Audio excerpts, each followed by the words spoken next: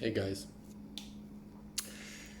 I just want to put this video out there for any of my fellow contractors, or anybody really.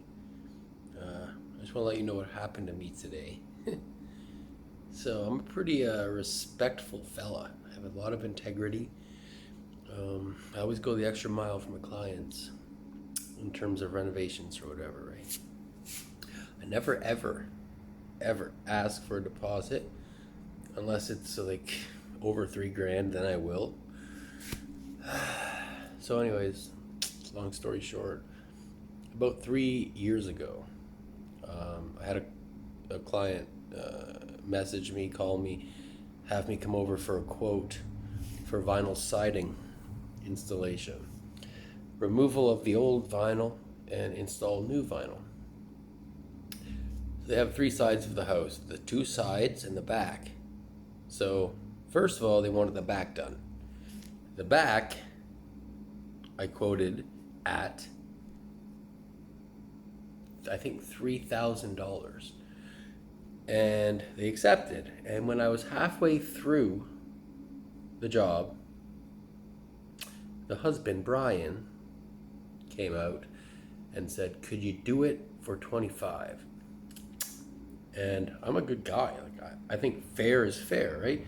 So I said, like I always say, I'll try my best. I'll try. I'll try to do it for 25. And when it was said and done, I did it pretty quickly. And so when he handed me the 2500, I gave him 500 back. I gave it back to him. And anyways, so everything's fine. I was the better person. I gave money back. Unlike most contractors, they would not have done that. I did.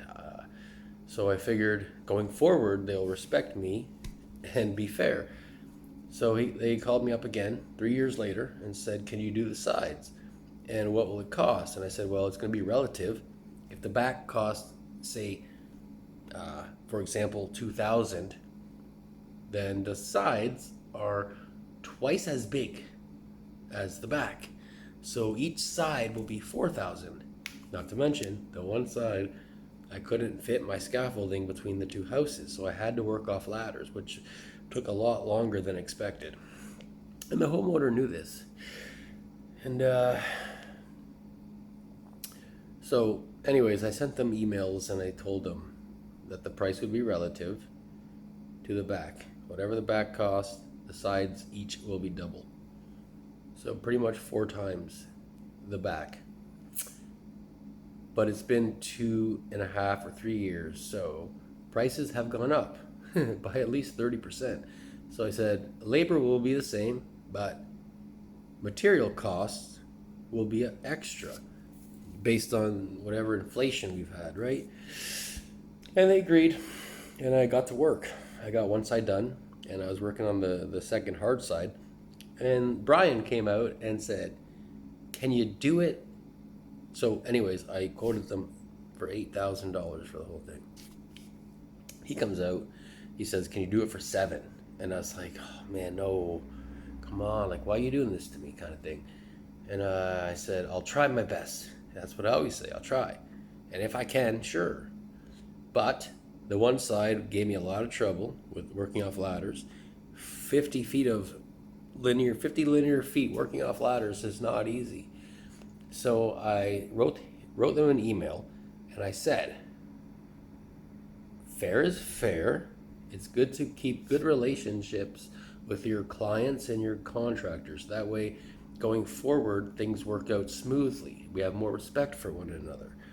You know, there's a lot of con artists out there, both homeowners and contractors alike. Human nature, we're disgusting creatures, really.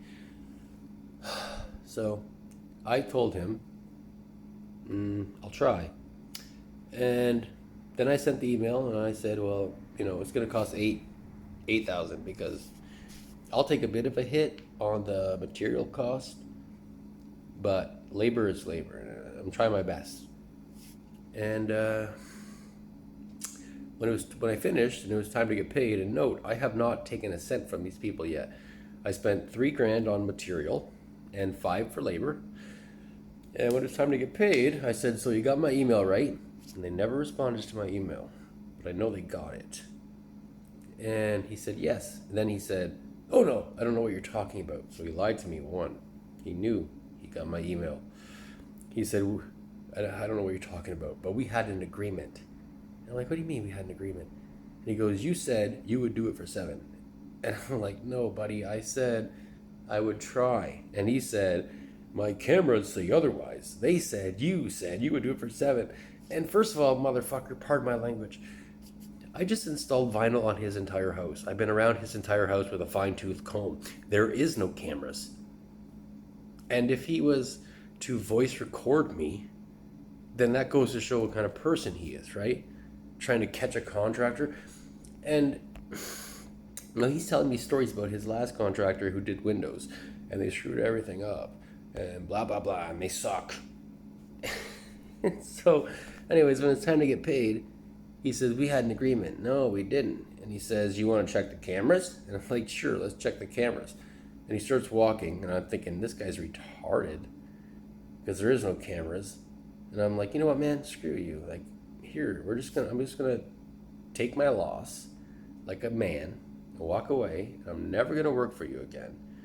And this is why you have contractors who are shit, because you get what you deserve. And that's all there is to it. You get what you deserve. If you're a shitty person, you're gonna get a shitty contractor. And so, and I also said I'd do extra work for free if I got the full price. And so when it was time to get paid, he held 500 back. He gave me 65, which it wasn't even 65. I put it in the bank machine. It was there was $50 missing. I don't know if he did it on purpose or if he just doesn't know how to count. But bank machines don't lie. So,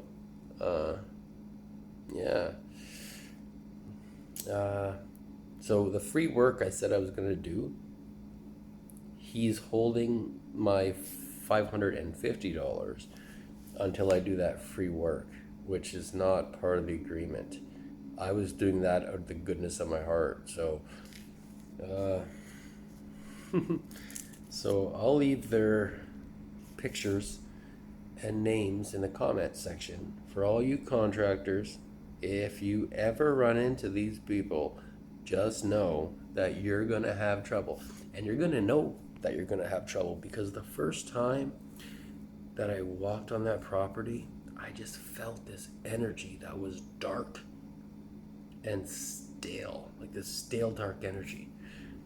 And I should have just said, no, I'm not going to do your job and not do it, because energy does not lie. However, I'm a good person and I always give everybody the benefit of the doubt.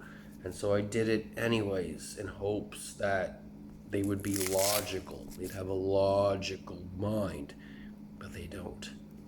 So Brian and Renatha at 9 Bluebell Crescent, shame on you. Shame on you. Now I get it. These people have 4 kids and they treat their kids good as far as I can see. I don't know. Their kids are running around like all the time. I don't know where the parents are, but the kids, I'm sure, are fine. They call him dad and they call her mom. Should be good enough, right? But it's not how you treat your kids that determines whether you're a good person or not. Even psychopathic people treat their children well. A good person is determined by how they treat their enemies and their friends alike. So, shame on you. Have a nice day.